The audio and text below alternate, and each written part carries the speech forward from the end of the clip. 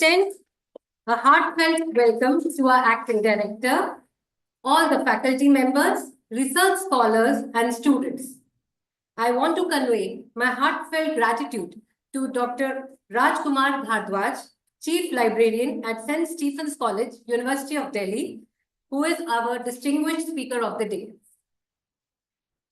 Now I would like to invite Professor Savita Agarwal to facilitate Dr. Bhardwaj with a small token of appreciation, a small plant. Ma'am, please.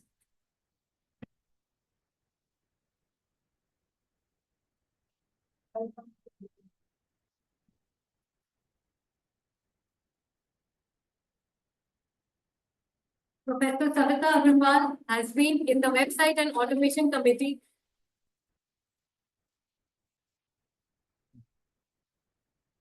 Professor Savita Agarwal, who is our acting director, has been the convener of Website and Automation Committee for n number of years, and we cannot imagine a college website or automation without her. Now, I would like to invite ma'am to speak a few words. Ma'am, please. Thank you, Meenakshi. So it's my pleasure to welcome Dr. Bhardwaj from St. Stephen's College to our institution. As we know that we use the word teaching learning, which itself is so very inclusive because we are teaching, but at the same time we are learning. Now, to make this learning more effective, more holistic, and more, because we are working on multidisciplinary areas, accessing e-resources is becoming extremely important. And we can only tell our students once we know. So it's very important to have face-to-face communication so that all of us can learn more about e-resources, which are the ones which are better, how to access them, how to use them, and so that we can also, communicate about all these things to our students. So e-resources are very important, whether it is for teaching, whether it is for research or extension work. So on that note, without taking, much further time, and I invite Dr. Bhardwaj here to take over and start on. And all of us should make the best from this, interaction. And whatever questions we have at the end, we can ask these questions. Please write down those questions so that, we can address them. And what is it that we can do at the college level? We should also see, are there any links which we need to, upload on the website, or we need to tell the students, and what is the action we need to take to use e-resources more effectively? Thank you so much.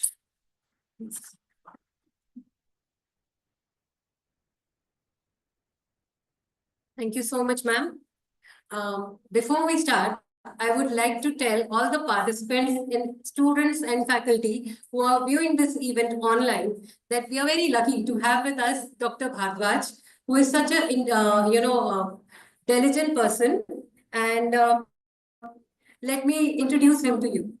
Dr. Rajkumar Bhardwaj is an accomplished professional and has received several prestigious awards and accolades for his contributions and research endeavors.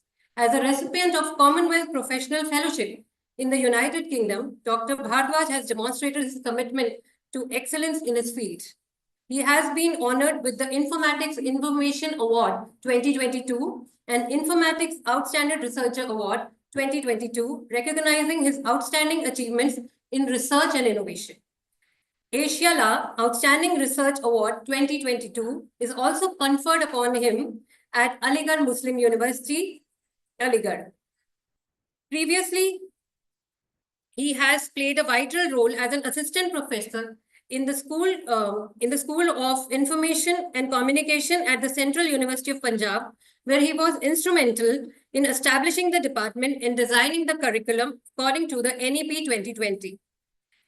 Presently, Dr. Bhardwaj is serving as the Chief Librarian at St. Stephen's College, University of Delhi. Additionally, at the University of Punjab, he introduced 4 new courses, including legal information, research data, e-research tools and techniques, and entrepreneurship and library informatics. He has a very impressive academic background, and he holds MCA, MLS, MPhil, and PhD degrees from University of Delhi. He has an extensive publication record with over 65 international publications and in various reputed journals. To name a few, publishing house includes Apple Publishing, Taylor and Francis, Cambridge University Press. He has various books and reviews, course content, work. His expertise is sought globally, and he has delivered more than 90 invited lectures at various places nationally as well as internationally. Several of his lectures have been also telecasted on television, DTH channels. Further, he has trained over more than 500 government librarians in government schools of Delhi for the last 10 years. And he has also completed various research projects. And he has also serves as a reviewer of more than 10 international and 3 national journals in the field of information studies, showcasing his commitment to advancing the scholarly discourse. Notably, Dr. Bhardwaj holds esteemed position in international organizations. He is the information coordinator and standing committee member of the IFLA Netherlands IM section, and he is also a jury member of international paper content of ISIS&T USA, which recognizes his expertise and judgment in the field. In addition to his professional accomplishment, Dr. Bhardwaj is the founder of Startup ISVI, further showcasing his entrepreneurial spirit and innovation mindset. Recently, his work has received international recognition, including DI Scholarship Award 2022 in USA. So this is just a tip of iceberg where I'm introducing him, and I'm lucky to introduce him to you. And we all are very, in fact, lucky to have such a nice speaker.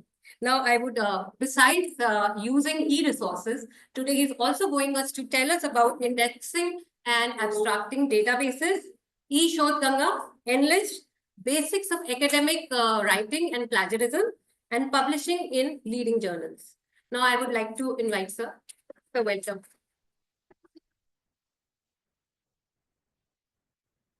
Is it fine, I think, from here?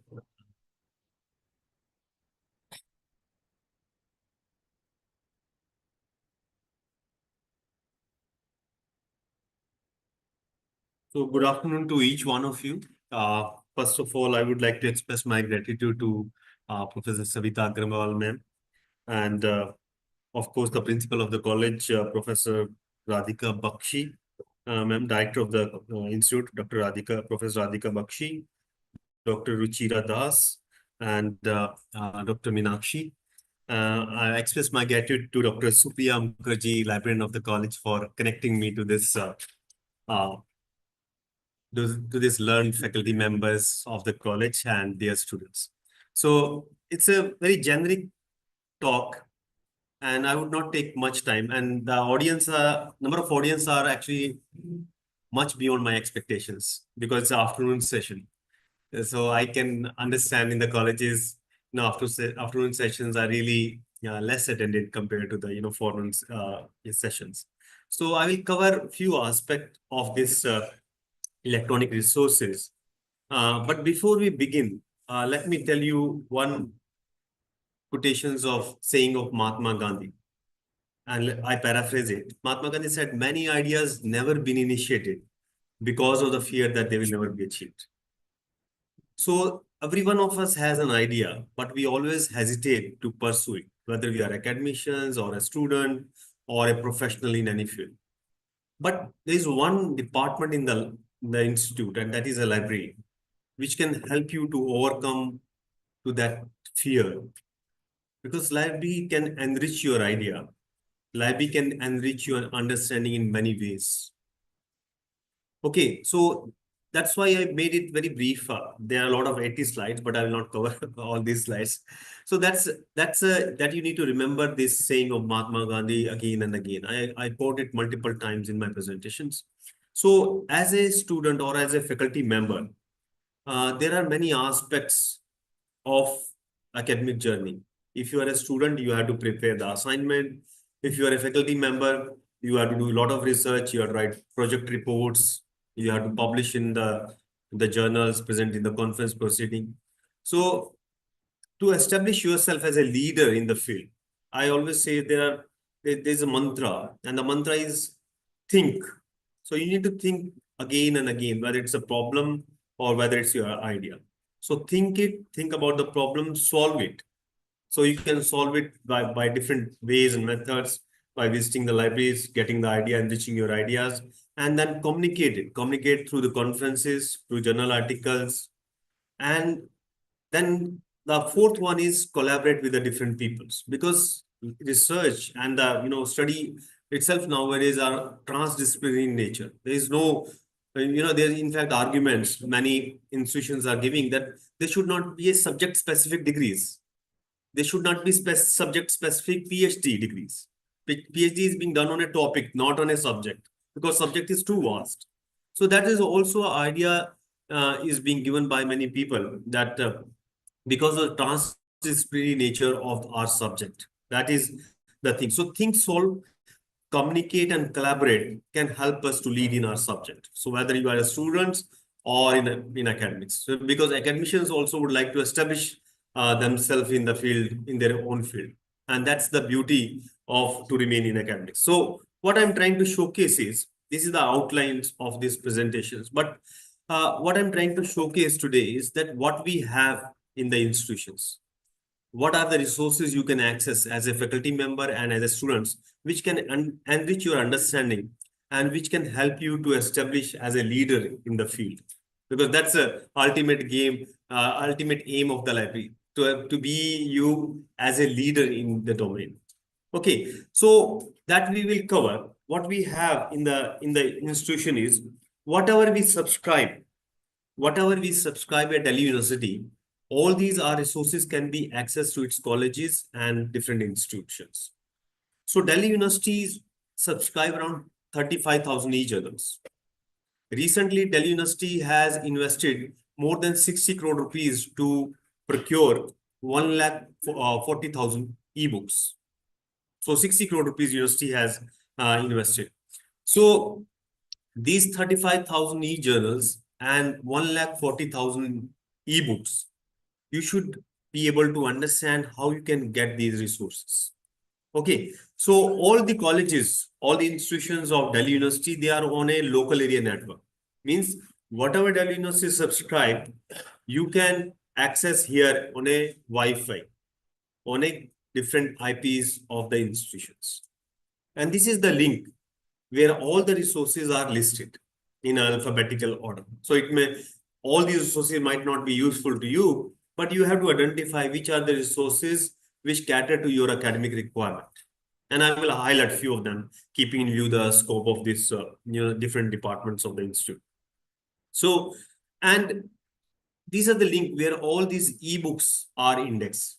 So eb.du.ac.in, where all the ebooks are indexed. But remember, only on a college Wi-Fi, institution Wi-Fi you can access, because beyond Wi-Fi, you won't be able to access these resources. All right. So, and but if you would like to access these resources when you are not in a Wi-Fi zone, what are the resources university provide? University has a DU e-library, and you need to send an email to Central Library for that using your college domain, and they will recognize you that you are the bona fide member of the institute, and they will create a user ID and password for you, after which you can access all the other resources remotely. So you can access on a Wi-Fi zone using the link I mentioned. But if you're out of Wi-Fi zone, you're traveling or at your home, you can access using this e-library. So that you need to remember as a faculty member and a student. But college also has access to endless resources. So only colleges have. University doesn't have access to the endless resources. That you need to remember. And the library provides user ID and password for these endless resources. I'm sure many of you have access to these resources. So if you don't have access to the endless, please request Supriya ma'am to give you login ID and password. And after which you can access thousands of resources. All right. But major problem to access these resources is that you need to identify each and every time which resources you need to access. So there are two ways to access in a single window all these resources. One way to access is discovery search services. So Delhi University at present doesn't have access to discovery search service, and our college institute, instead of home science, also I think cannot would not like to invest in this discovery service, which will cost around 10 to 15 lakh rupees per year. So better way to access all these resources using a single window is using a Google Scholars. So Google Scholars provide you multiple facilities, not just accessing the resources, but remember one thing, Google Scholar will be only handy when you are in a Wi-Fi zone. Because through Wi-Fi, Google Scholar will recognize that you are a bona fide member of the college and the PDF files will start opening. But if you are at your home, you would not be able to download PDF files. But what Google Scholars can help you? Google Scholars provide you facility to save content, bibliographical details. Suppose I search the Google Scholar using a keyword called assistive technology, because that is one of the areas of my research. So here, after using the Google Scholar, you need to log in to the Google Scholar, and you can create a profile on the Google Scholar if you have a email using your institute domain. So once you create a profile, you can start browsing the Google Scholar, and whatever content will be retrieved, you need to select which match to your subject. So then you can do one thing, you can start clicking on save. So all these content which you will identify from the Google Scholar, they will be saved in your account. Because it's kind of a library. It's a kind of a bibliographic library where file you can download when you are within the institute on a Wi-Fi. But bibliographical detail you can identify and you can list in your Google Scholar profile using this saving methods. Click on the save button here, see the save button, and you can save in the account. Apart from that, there's one more thing. Suppose any one of you working on a particular project as a faculty member or a student. So one of the major problem with the project is that's a literature review. So literature review paper keep publishing. Suppose you have finished your literature review, the new study will be published, every second. So you can put up an alert here.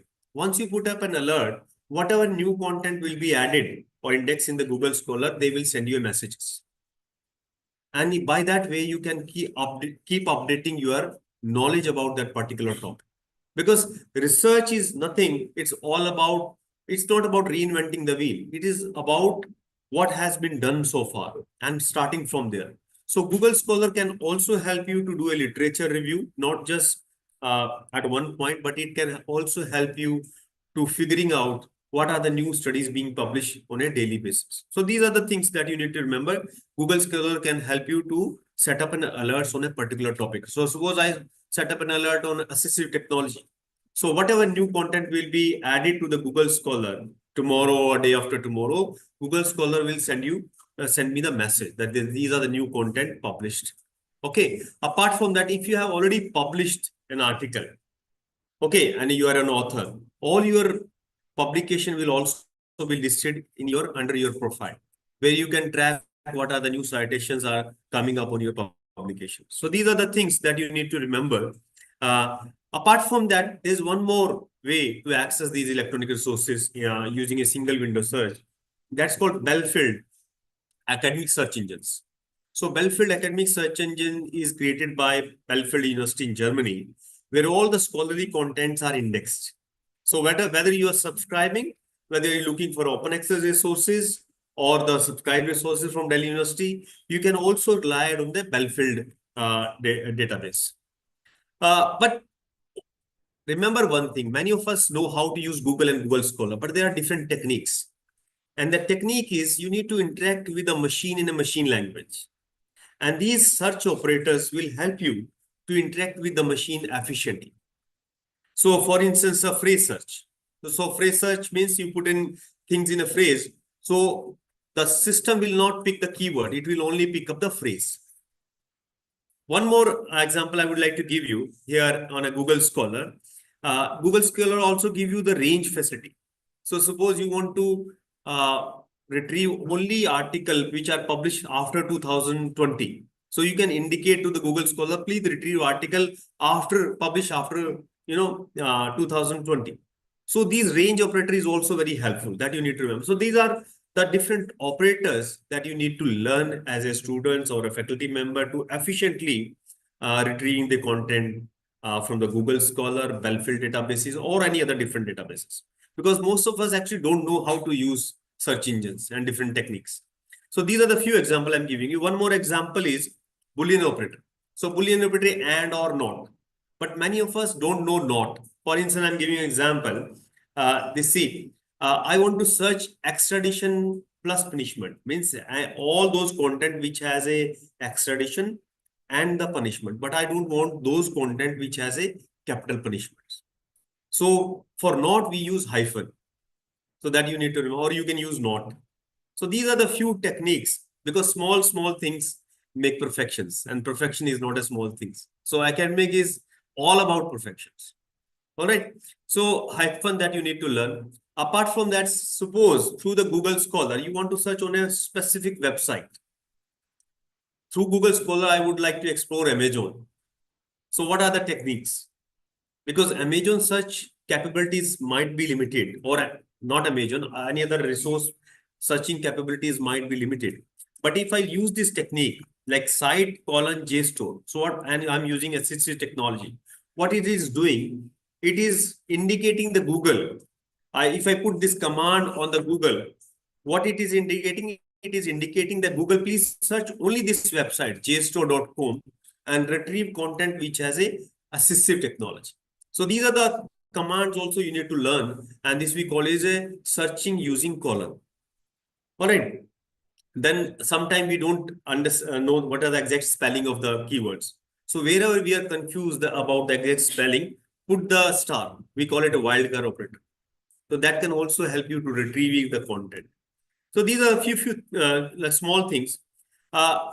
Google, I would like to indicate, please retrieve content published between 2020 to 2024. So how you will indicate Google?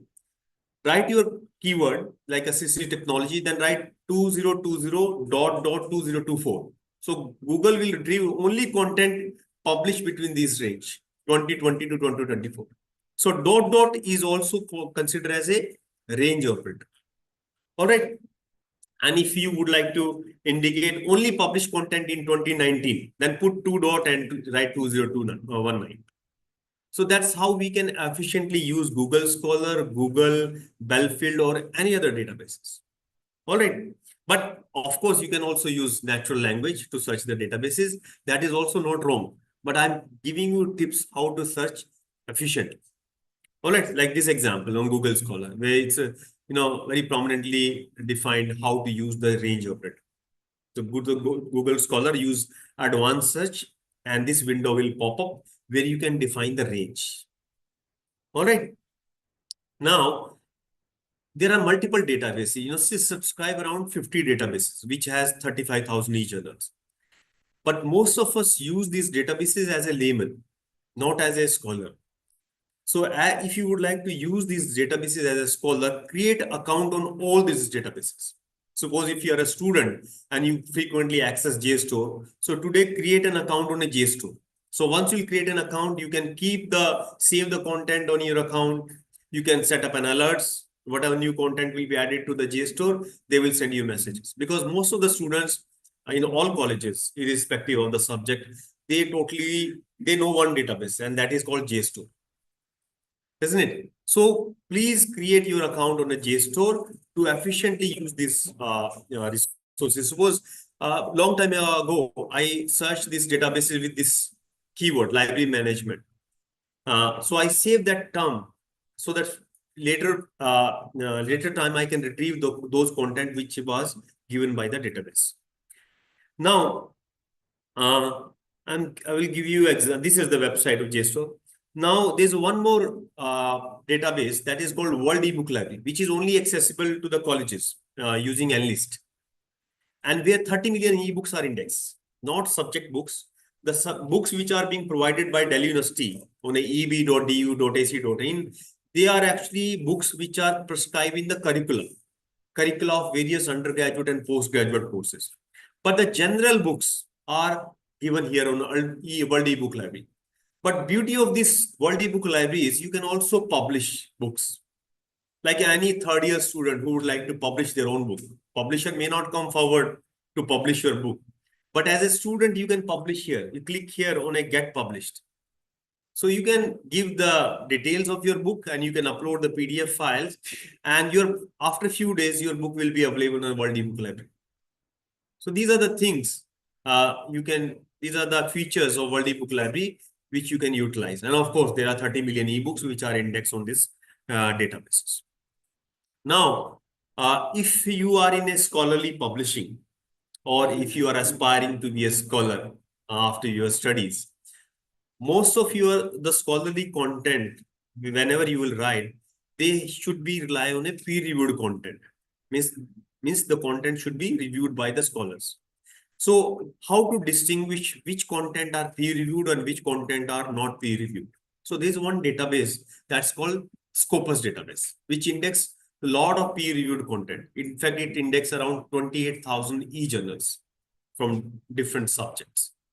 Okay, and to achieve success in academic domain, there's a one tip, and that tip is you need to understand what is the trend in your subject. If you are able to understand what is the trend in your subject, you are actually in a right track. Whether you are a faculty who would like to make name and fame, get fame in the field, or if you are a student who would like to have a success in an academic domain. So understanding the trends in your subject, this database can be very useful. So give your subject term here, and the database will give you a lot of hits. And with that hits, it will also empower you how to analyze what is the trend in your subject. What are the more research is being published in the last 2 years or 3 years. So the trends also you can tap actually. So you can understand which topic is trending in your field. And of course, you can also figure out what are my publication and what are the number of citation I'm getting in the scope. But that is altogether a different reason, because it's a citation database and faculty member, I am sure they are aware about it. But understanding this trend is essential for the students, because when you will be in your third or fourth year, you have to choose a project topic. Okay, so largely what students do, they approach to the teacher, please suggest me a topic. I would like to do a project report. But if you would start your journey from here, there's one famous quote: if I had to cut a tree, I will spend more than half of the time in, sharpening the axe, isn't it? So you need to spend more time to formulate your ideas rather than completing the project. So if you spend more time on formulating the idea, there are more chances that you will achieve success. So Scopus is another database that you need to explore. I'm not giving here a demo because I believe all of you are expert in using mobile phones and using the computers. So you can go home, you can note down the website, and you can explore. All right. So Scopus database also you can refer during the academic journey. But the Scopus database is a paid resource. Means only on a Wi-Fi you can access. But if you are not on a Wi-Fi zone, you can also rely on this OpenAlex, which is recently launched. Very recently it's launched, which also has a large number of resources. So that also can be very handy to understand the trends in your subject. Now, Science Directory is another, which has around more than 5,000 journals index from different science streams, which can be used by the students and faculty members for getting the articles. Now, especially for the faculty members. And this is recently launched by Clarivate. And Delhi University doesn't have access to this resource. But I believe soon Delhi University will subscribe this resource, because this resource will gives us information about the projects. Which call for projects are available, not just in India, but in different countries also. So call for the projects are available. What are the projects which has been awarded? Okay. And what was the scope of that project, who awarded it, how much, the money is not there, but you can fairly get an idea what are the different projects awarded by different funding agencies in India and outside. So because that's a very useful information. I was applying for a different projects and I did 5 major projects as a librarian, and we are working on it too. Probably the St. Stephen's College Library is the only library which has hosted 7 major research projects. We were very, I was clueless when I was I did 2 projects before my PhD, and I didn't know how to do research writing. I didn't know how to prepare research proposals. I had to take a help for different experts. I used to go personally to meet them, to show my proposals. But this resource can really help you. What are the different projects awarded by different funding agencies?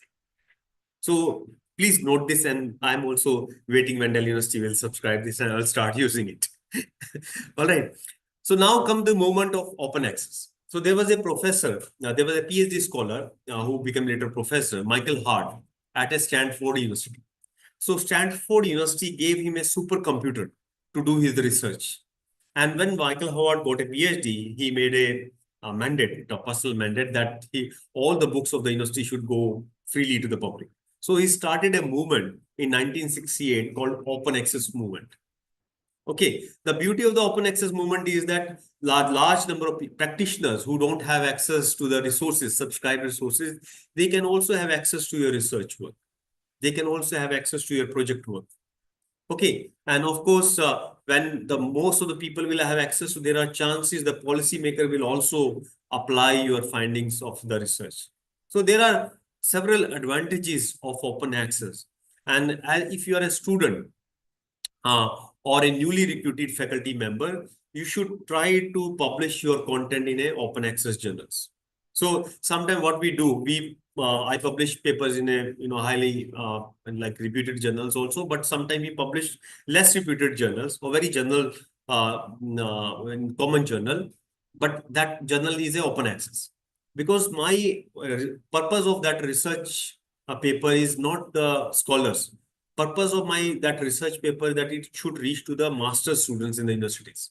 So master's students in different universities might not have access to the subscribed content. So I deliberately publish the content in open access journal so that master student can also access my research work.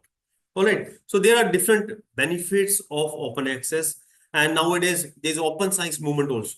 So not just your study in a text format, but the data which you generate during the lifetime of the study, that should also be made publicly available.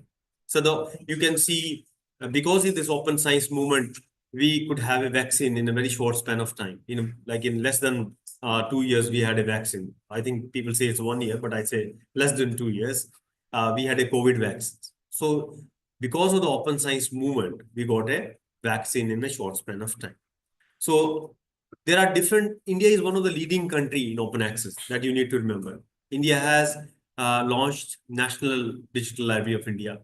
So what is National Digital Library of India? It is a project of IIT Kharagpur, and now it's taken over by Ministry of Education.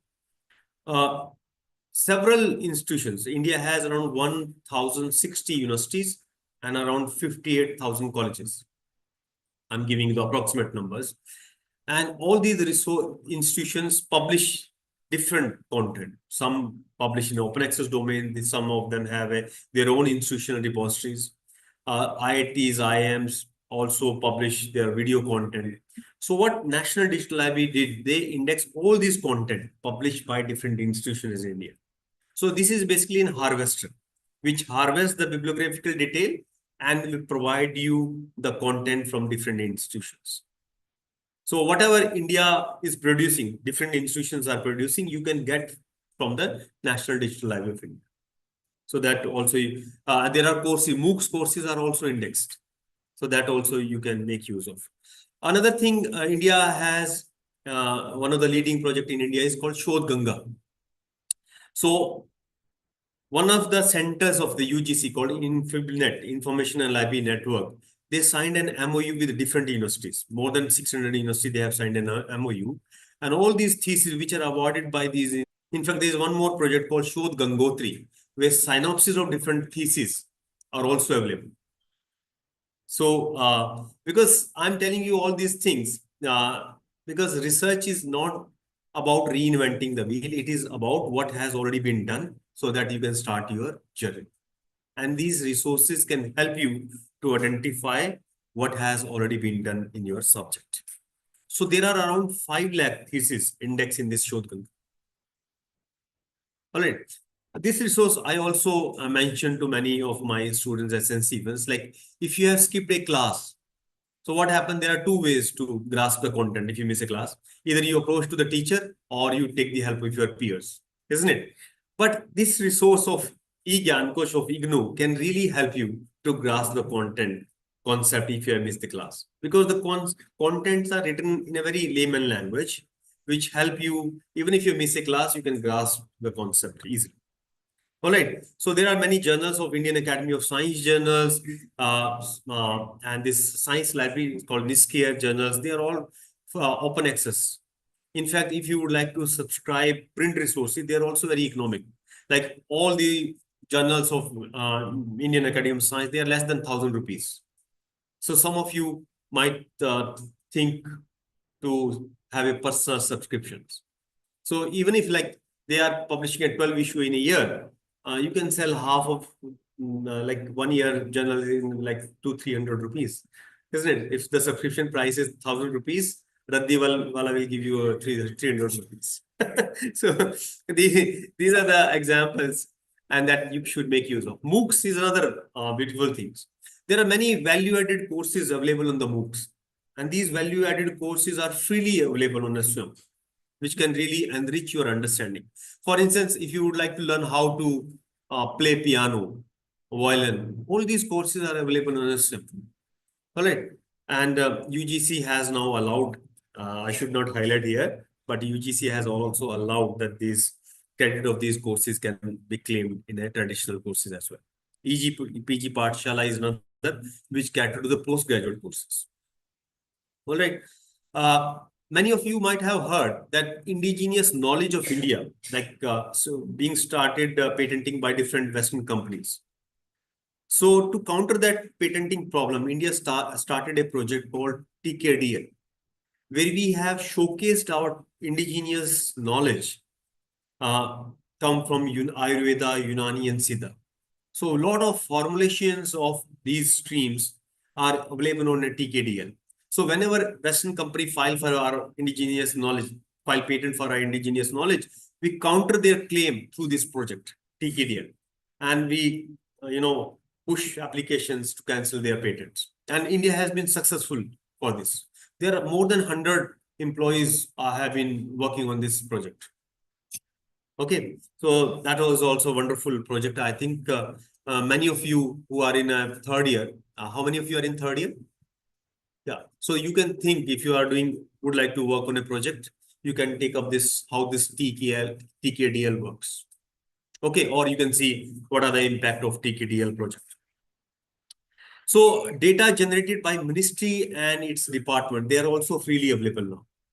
So that is available on data.gov.in. In fact, data.gov.in also empowers the user to download the data and create your own apps.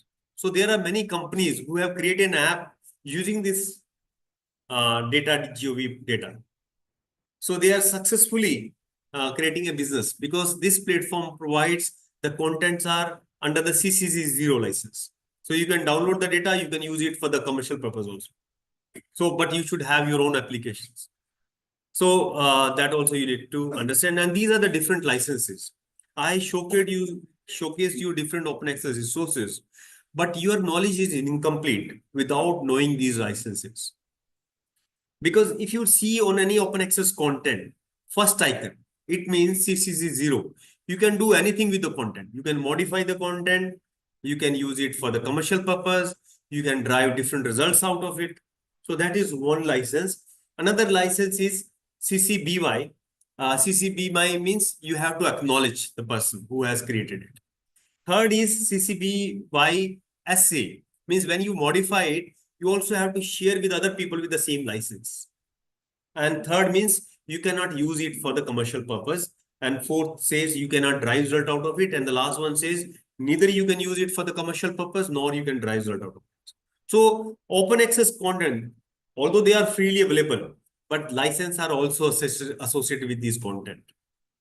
All right. So if you are thinking to publish your project work or your research papers in open access domain, you should choose the license wisely. You can negotiate with the publisher, even though your journal is come under this license, but I would like to publish my paper under this license. And I'm sure they will give you some response. Like I would say CC0, ma'am, isn't it? But if your research has some kind of a commercial viability, then you should we should prefer CC, BY, and CO and D. Then people cannot use it for the commercial purpose. Because one of the hesitant factor, I will come to, one of the hesitant factor of the open access research is people believe that another people will scoop their results. They will misinterpret it. So if you use the appropriate license, that actually hinder that kind of a manipulations. Okay, that there's no scope for the manipulation if you use the appropriate license. Now, there are different research metrics also we need to learn in the academic journey as a student and as a faculty member. One of the popular metric is called impact factor. So impact factor was actually originally invented for the libraries. When there was a shortage of funds during the World War II, we in the library invented a method that which journals are being referred most by the faculty members and the students. So that was the purpose of the impact factor. But in the new age, we have been using this impact factor to determine the impact of the researchers or impact of the journals, I should say. So that's the impact factor. And the way to calculate the impact factor is very simple. If you would like to calculate the impact factor of any journal in 2010, I'm giving example, you need to see how many papers are published in 2008 and 9, and how many of these articles are being cited in 2010. So suppose a journal has published 4 issues in a year.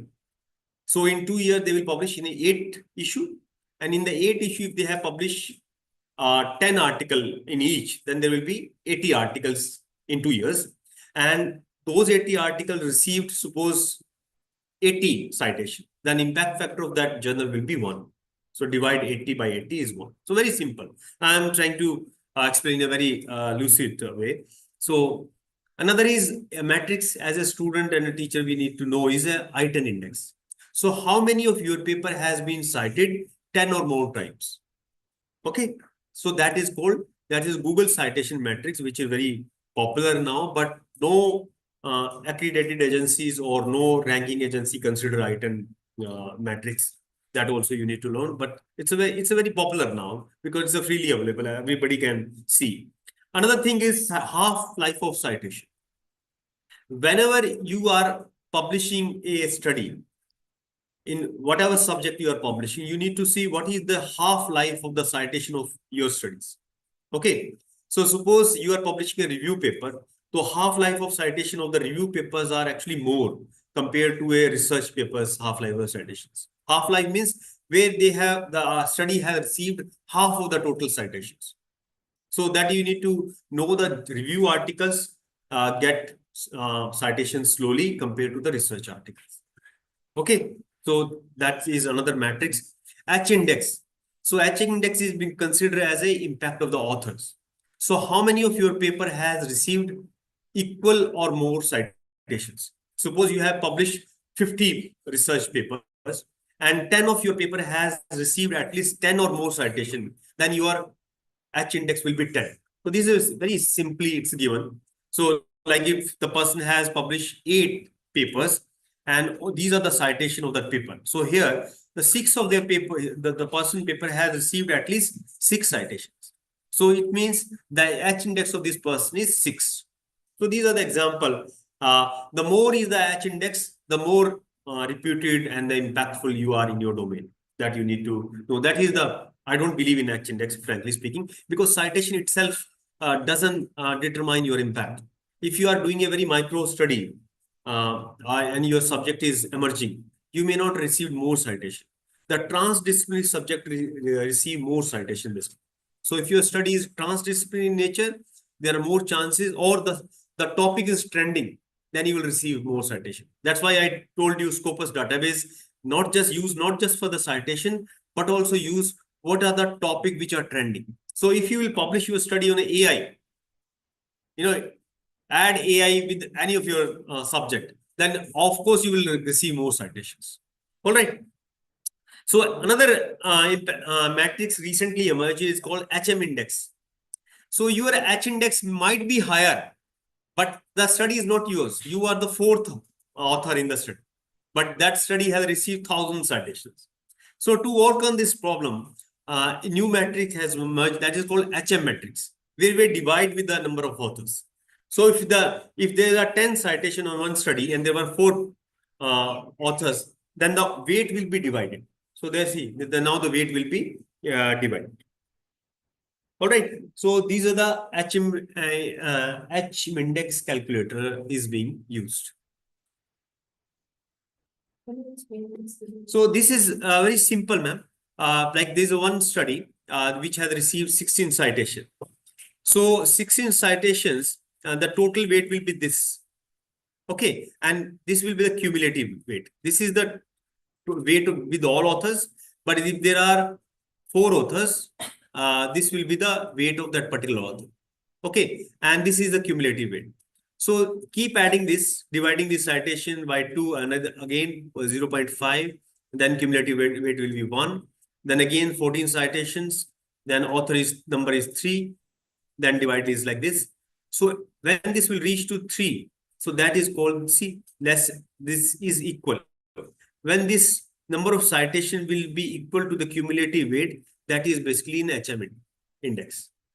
How in the case of H index, we used to consider this number of papers like this. This will be like 10, 5 papers as 10. But in the case of HM, it's a 3. So HM index remain lower than the H index. In fact, that is the better calculations. Sometimes what's you see the multiple authors. The most of the authors, many authors, they only publish in multi-authors studies. So they are like in chemistry. Chemistry is a teamwork chemistry paper. Most of you see there are 5 authors in one chemistry paper, 6 authors. In fact, 50 authors I have seen in many papers. Oh, isn't it? But in humanities, that is not the case. Humanities generally you see there's 1 author or 2 author or 3 authors. So HM index actually overcome that problem of H index. All right. So impact factor is basically a proprietary product, proprietary of Web of Science database. But now Scopus has come up with a different matrix that's called site score. In this impact factor, we was only considering 2 years publications, but in the site score, we are considering a 3-year publication. So the 3 years, and in like article published in 2012, 2013, 2014, and the citation in 2015. Then divide citation with the number of publication, that will be the site score. That is a new matrix which is given by the Scopus. So generally in Scopus database, you will see the site score, but in the Web of Science, you will see the impact factor. All right, these are the two different companies basically. Okay, Web of Science is the initial inventor of the citation schemes, impact factor. You know how this citation was started? Citations was invented in the field of law. So there was a law legal assistant in USA, and that clerk used to highlight which court case has been overruled, which court case has been favored by citing different cases. So he came up with this solution, and that solution was actually owned by this Clarivate company, which is now called Web of Science. All right. So another matrix, which is called Altmatrix. Altmatrix is how many times your study, the paper which you will publish, is being discussed on a social media platforms, whether it's Facebook, Twitter, LinkedIn, or any other. So how many times your study has been shared and discussed on a different social media platform, that is called Altmatrix. So that is also being considered by different, accredited agencies and ranking agencies. So Altmatrix also you need to know. And that's why nowadays you will see many authors have started publishing their studies on a different social media. That is also one of the reasons. The more you will share on different social media platform, the more Altmatrix scores you will have.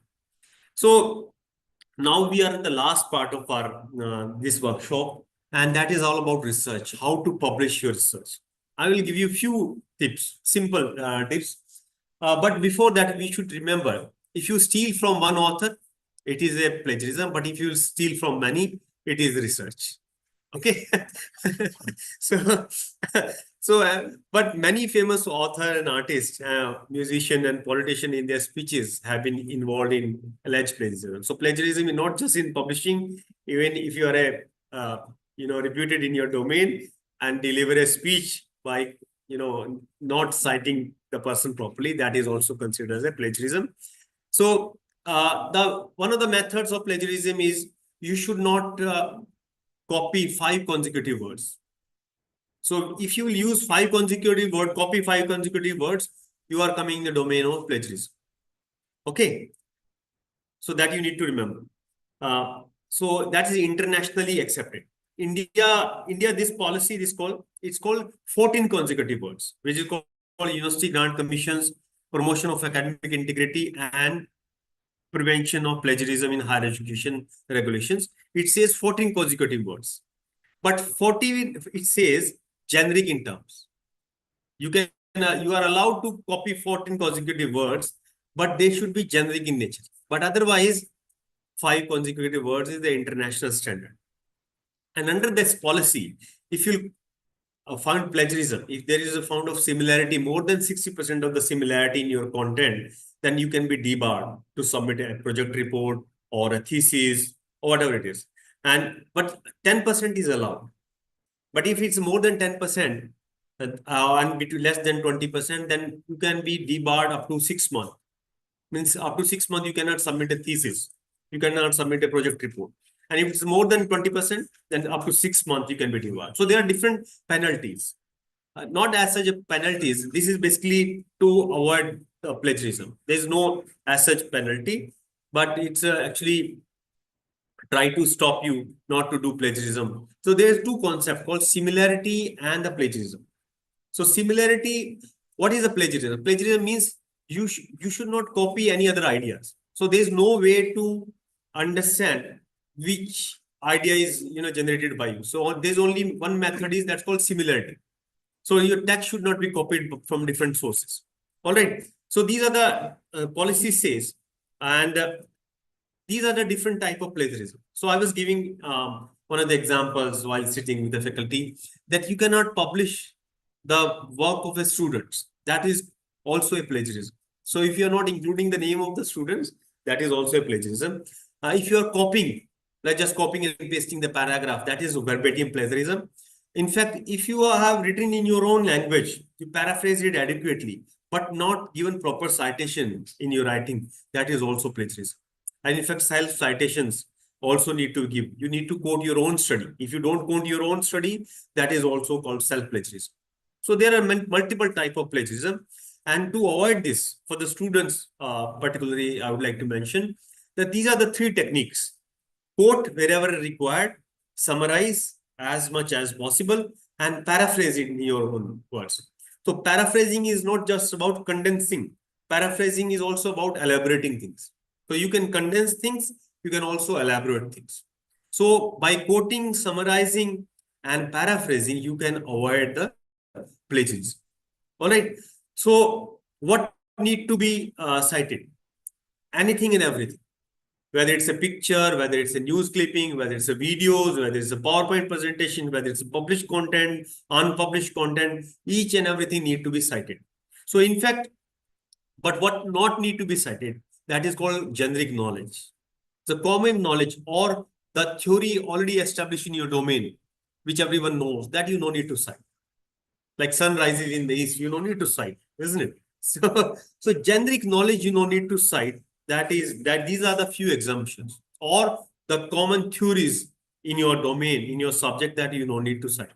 So what are the importance of citing in the research writing is that citation help in differentiating new ideas and the existing one.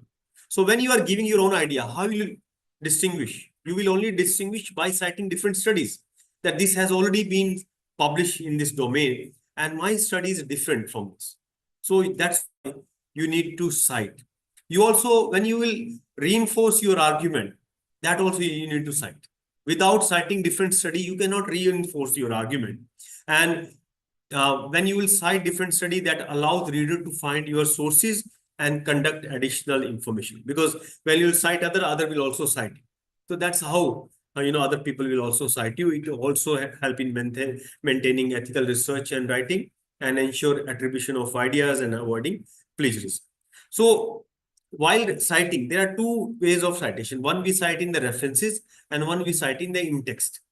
So in the in-text, we have a parenthetical citation and the narrative citations.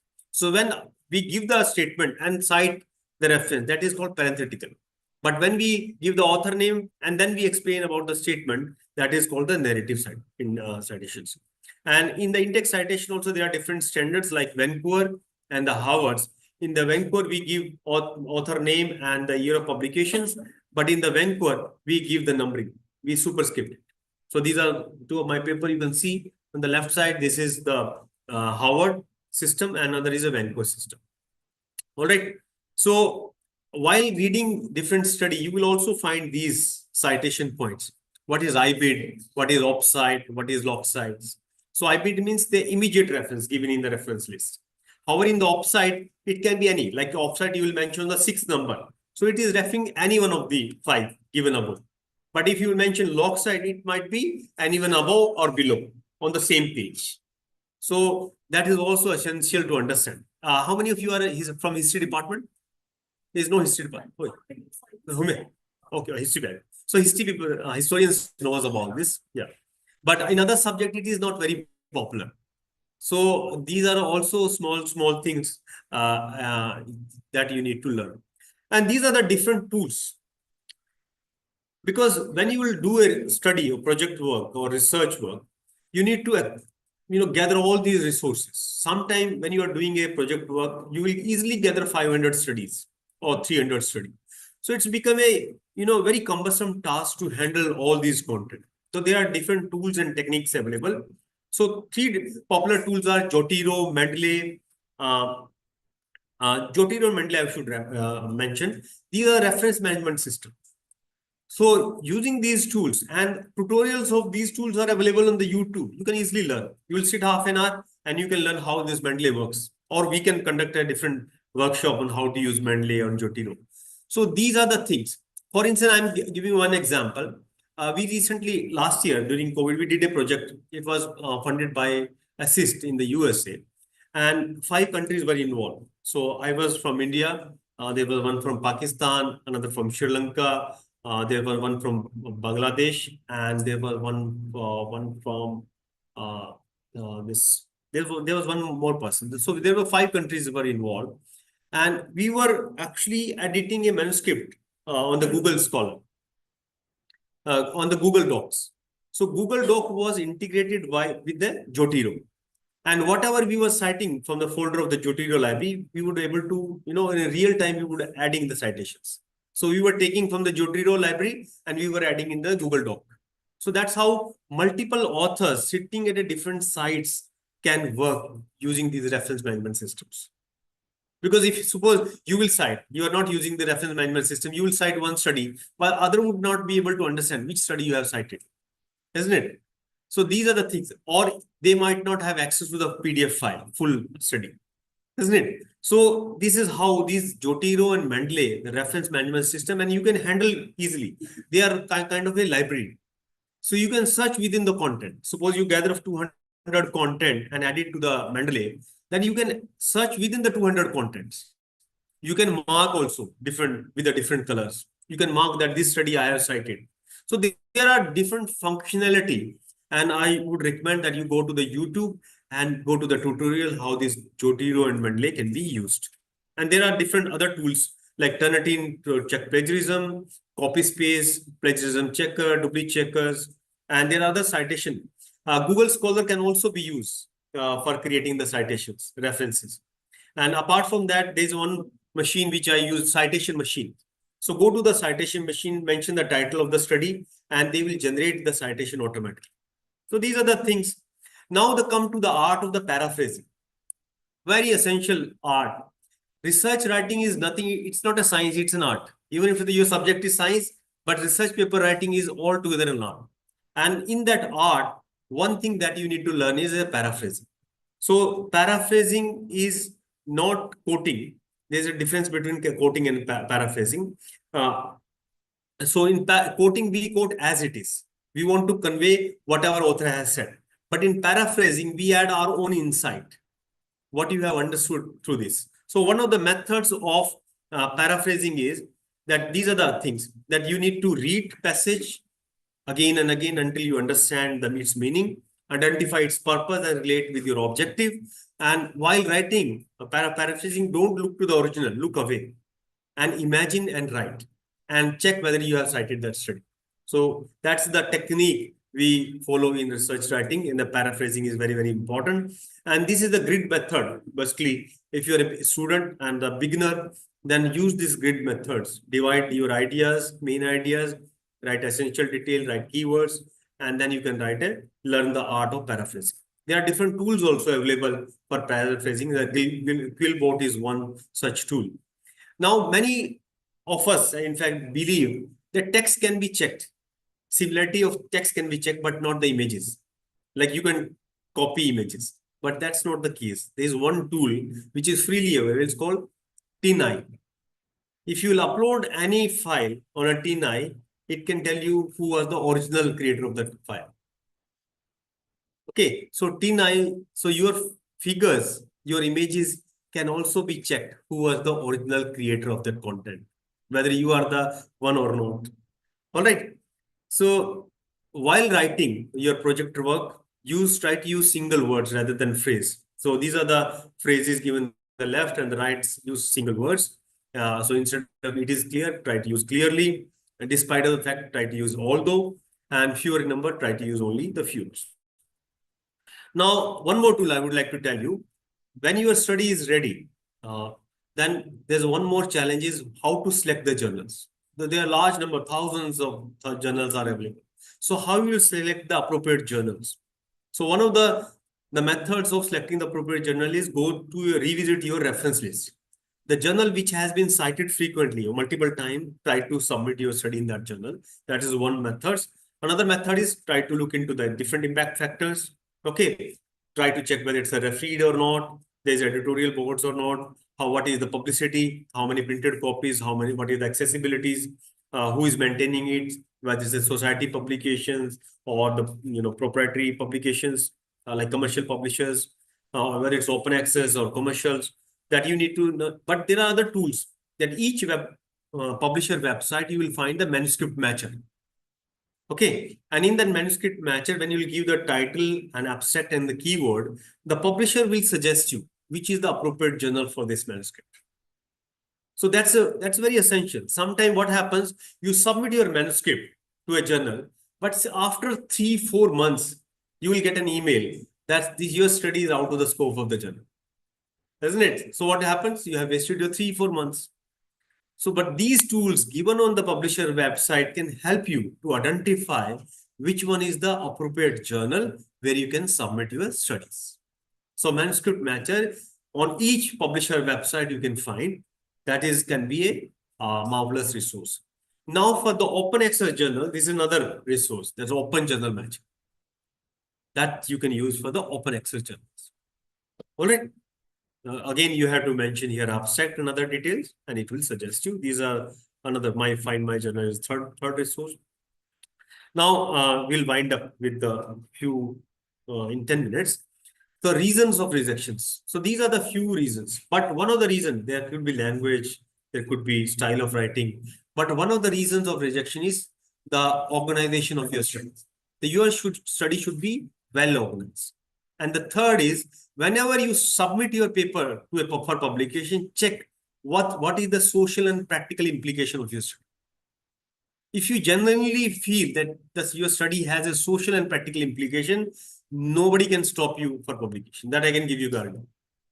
So that is the recent trend in a publication is each and everything which you submit for publication should have a social and practical implications. All right. So that you need to understand. And of course, your content should not be duplicated. The content study should be novel. Now, another thing is for enhancing the manuscript acceptance is write a proper cover letter. Give reference to the related paper published in the journal. Suppose your study is filling the gap which has already been published in one particular journal. So give reference to those studies. Tell the journal that these studies have already been published in the past and my study fill the gaps of those studies which published in your journal. And try to, in introduction itself, try to explain what is the purpose, what is the aim of your study. And in the abstract, you should highlight the main finding and the strong points of your study that can enhance your chances of acceptance. So when we write the letter, that is also an art, that when you write a letter to the editor, there are three parts of the letter. In the first part, you just explain what is the aim of the studies, what is the purpose. In the second part, what are the major findings? And the third part, again, you need to highlight what is the social and practical implication of your study which you are going to submit. So if you prepare the cover letter in that way, there are more chances of acceptance. All right. And other thing is abstract writing. Many of the studies actually reject by journals by reading the abstract because abstract was not, study was good, but abstract was not good.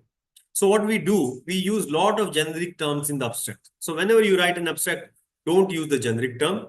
Try to list the aim of your study, avoid using abbreviation. Abbreviations are not allowed in the abstract and limit within the words and as per the journal format. So journal format is saying that you need to write aim, purpose, methodology separately, findings separately, but you are writing in one paragraph. There will be chances the journal will reject it. All right. So these are one examples of abstract.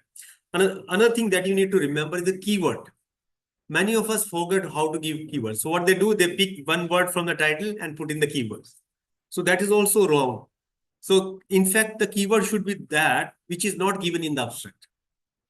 So I suppose I have written here, availability and preference for information service to visually impaired. So in the keyword, my keyword is a blind because blind is nowhere given in the abstract. So the person who will search with the blind term, they would be able to actually locate this paper.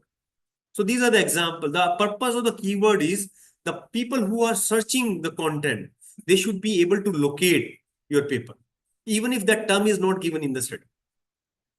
So you need to choose wisely. Keyword has, keywords are very powerful in research papers.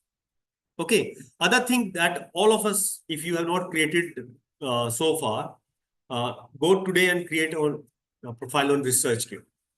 So ResearchGate, especially for the students, I'm sure you have access to, a wonderful faculty in the institute.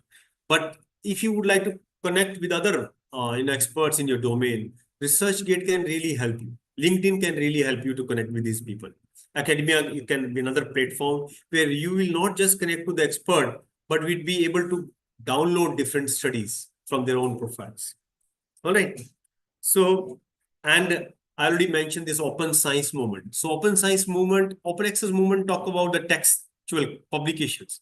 But in the open science movement, we are also talking about the data generated by the researchers, by students. So there's one study, in fact. So data is not about the thesis. Data is not about the PhD or project report. Data means everything which you generate during the lifespan of research. So on an average, one researcher generate 1 terabyte of data during the research lifespan. Like a PhD, I'm talking about the PhD students.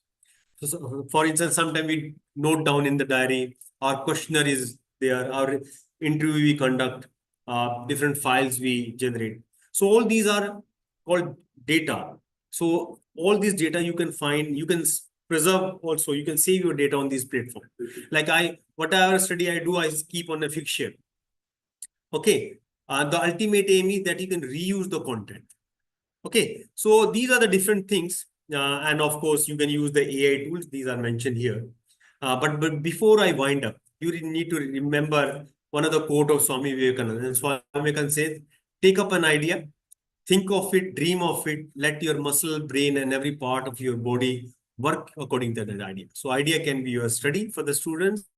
An idea could be topic of the research for the faculty member. But Sri Bhagavad Gita says, Vasansi Jirnani Yatha Vihai Novani Kriti Niropran. So whatever idea today is popular, that will be obsolete later. So our research techniques, when we did our research, PhD research, those research techniques were very popular. But in today's environment, those research techniques might not be popular. Okay, so idea will become obsolete, new idea will keep generating. So that you need to keep all these in mind. And always remember this quote of Swami Vivekananda that take up an idea, think of it, dream of it, let your muscle, brain, and every part of your body work according to that idea. So thank you very much to each one of you for patiently listening. And my special gratitude to Supriya ma'am for connecting me to this wonderful faculty of this institute. So thank you very much.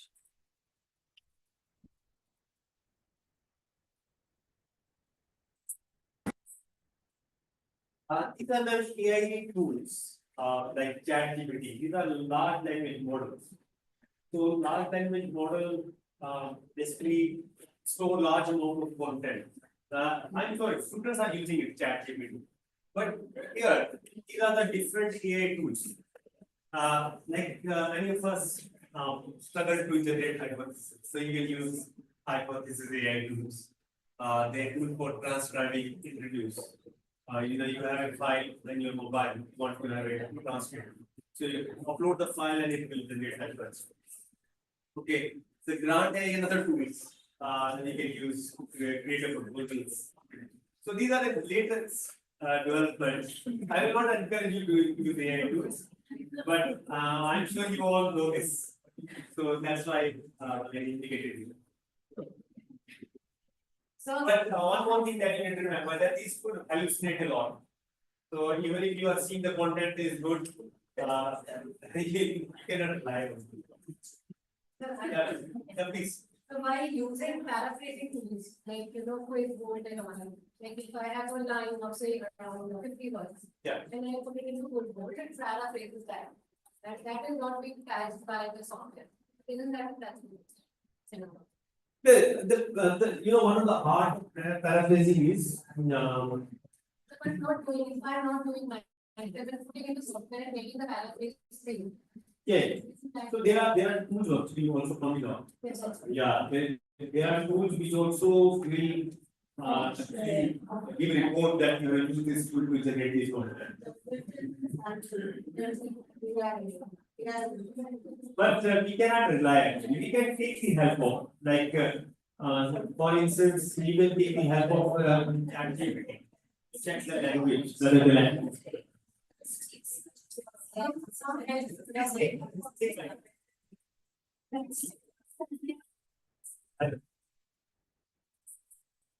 Yeah. Yeah, it's working. Yeah.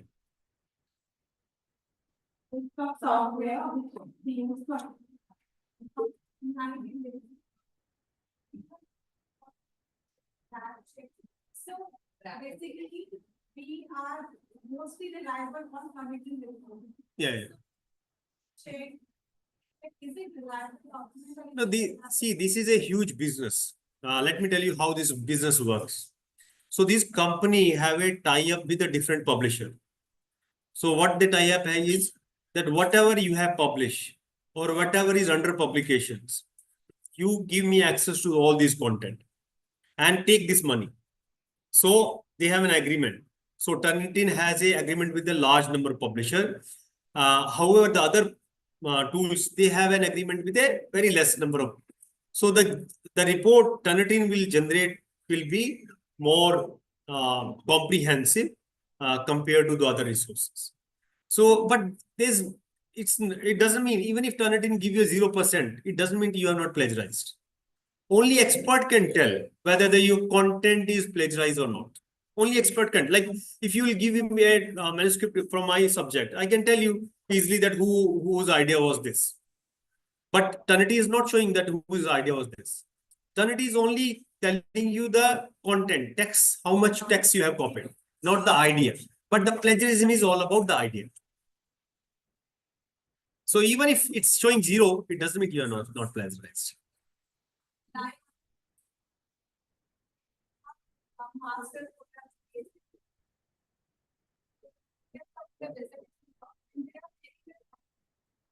Yeah. Exactly. Yeah. Yeah. Yeah. In fact, these tools have now become a strategy, to how to plagiarize, how to plagiarize. Which was used earlier. Yeah. So Urkund is now discontinued. Yeah, it's a discontinued. Anyone of you, please? Yeah, please. Yeah, please. Actually जो आपने discuss किया similarity and plagiarism तो university इस समय plagiarism check कर रही है या सिमिलैरिटी चेक कर रही है Similarity है, it's a similarity. नहीं, plagiarism का सर्टिफिकेट तो आपका सुपरवाइजर देगा ना. University doesn't give you certificate for the plagiarism. It's a supervisor who gives certificate that you are not plagiarized. Yes. Publisher का जो प्लेटफॉर्म है, इट्स वेरी सोफिस्टिकेटेड. जो आपको पीडीएफ फाइल भी लगती है ना, they are also programmed. They are not only simply PDF files. They are programmed files. उनके पीछे प्रोग्राम है. Okay, so they have a very sophisticated platform. As and when author submit manuscript, उनके system में साथ के साथ ही आ जाता है, फ्लैग होके आ जाता है. In fact suppose a scientist has submitted a publication और उसका retract बहुत हुए पेपर पहले, तो उनके पास पब्लिशिंग के पास ऐसा सिस्टम भी है that tell you कि how many of the earlier studies are retracted of this author. They have all these details. They in fact have all background detail कि कौन submit कर रहा है. That is why nowadays they are asking for the ORCID profile. जब भी submit करते हैं तो ORCID भी, तो उनके पास पूरा रहता है. They have very sophisticated platforms.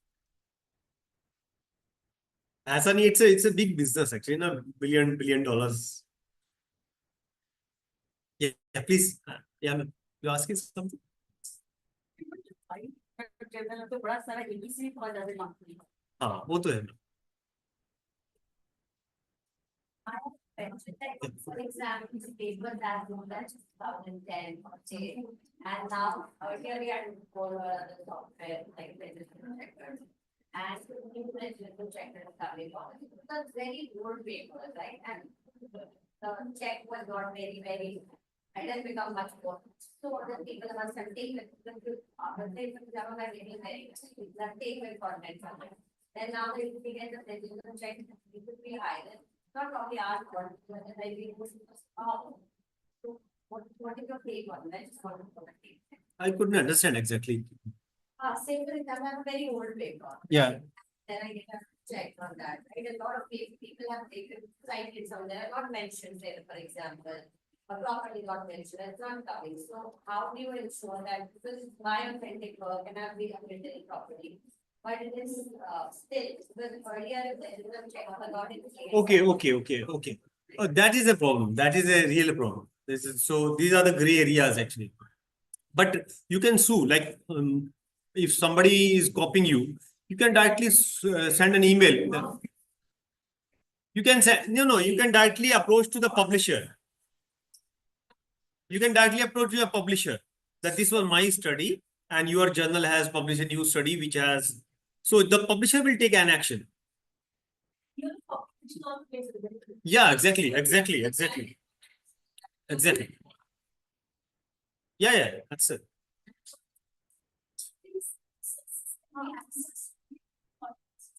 No, I told you, ma'am, there are multiple ways.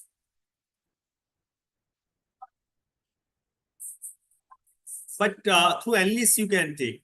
You can take analyst password from ma'am, Supriya ma'am. Yeah, you can access.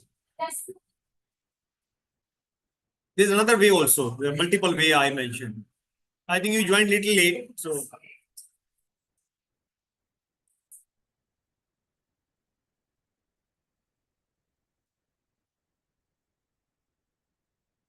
Any question from student side? Any question from students?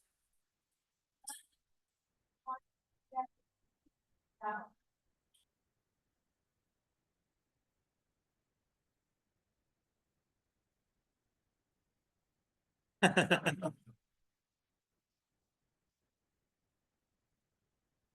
thank you very much once again.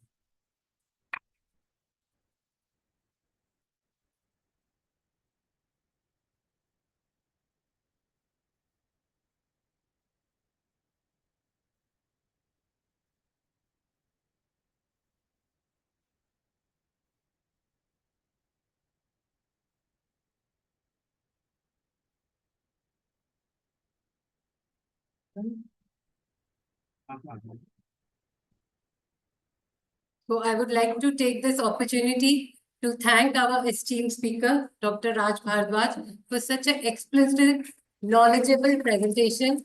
He has really helped to solve our doubts and patiently solved all our queries also. Thank you very much, sir, for sharing all your insights. I'm also very thankful to Professor Radhika Bakshi, patron of this talk, and our esteemed director for allowing us to conduct this workshop and always encouraging us to learn new things and conduct such seminars and talks. I would also like to thank Dr. Professor Ruchira Das, convener Website and Automation Committee, and Dr. Supriya, convener Library Committee, for all the support and encouragement for conducting this talk. I would like to thank Mr. Rakesh for all the tech support he has provided in the conduction of this workshop. I would like to thank Professor Savita Agarwal and all the members of Website and Automation Committee and the Library Committee for all the support they have conferred in making this event a success. I would also like to thank all the attendees, all the faculty members, all the students, and all the research scholars who have been here and patiently listened to this workshop. And carry home messages. Research is not about reinventing the wheel. And in fact, it is starting from what is known and beginning our journey. I'm sure with this carry home message, our students will kickstart their journey and faculty will be more efficient in their journey. Thank you very much. And have a great day. Bye. So I have one last, observation or question. How do we promote, the use of e-resources among students? That is the challenge. Because a lot of times students are depending on what is taught in the classroom. Can I continue? Can I get the